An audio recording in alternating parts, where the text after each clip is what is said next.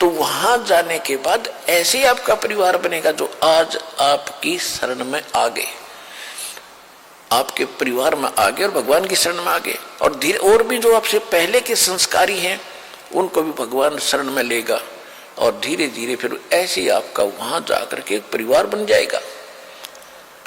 और वहां इतने बड़े आपके महल हैं, इतना खुला स्थान है, बाग बगीचे लगे हुए हैं, आपके प्रत्येक के महल उसमें आंगन में झूले डले हुए हैं, तालाब बने हुए हैं।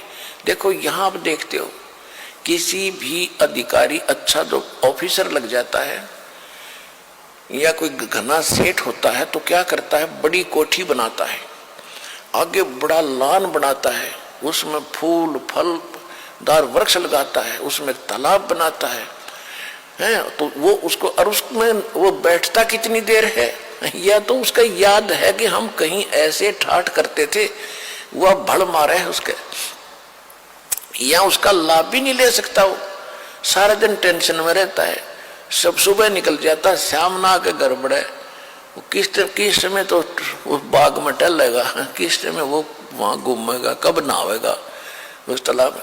तो वहां जैसे आप पिकनिक में आने जाते हो और आपको घूमते हो फिरते हो, कहीं पहाड़ी देखते हो, किसी बाग में जाते हो, आपको सारा दिन का पता नहीं कब चलेगा। इसी प्रकार सतलोक के अंदर ऐसे ठाठ हैं और वहां कोई काम नहीं। जैसे ही बाप को बैठों को भोजन मिले, कभी आके खा जियो भाई, और कितना घूमो फिरो, खेलो कूदो, चाहे ताश खेलो, तो कितना आनंद आओ, आपने कहने की जरूरत नहीं। तो वहां ये है एक स्कूल विद्यालय है, आप इस विद्यालय में लाग गए वो काम कर जो यहाँ नहीं करना चाहिए था, ताश खेलना है, गोटी ये नाचना कूदना है और बकवादों में बातों में ध्यान लगाना नहीं।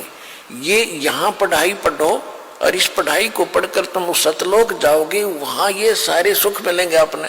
वहां नाचियो गाइयो, किसी तरह ठाठ से रहियो, वह मोह तो होए को नहीं। यहाँ एक तरफ डांस कर रहे हैं, एक विवाह का दृश्य देखा, कलेजे में रखा उस दिन का दास के।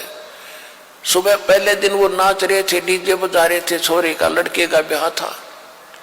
अगले दिन बारात गई, दुर्घटना होगी, दुल्हा भी मारा गया और दुल्हे की कार में खासकर वह बैठा करे जो विशेष वीआईपी गेस्ट होते हैं, यानी बहनों के बटेऊ, वो भी साथ मर गए। 2-3 बहन विधवा होगी और आप मारा गया।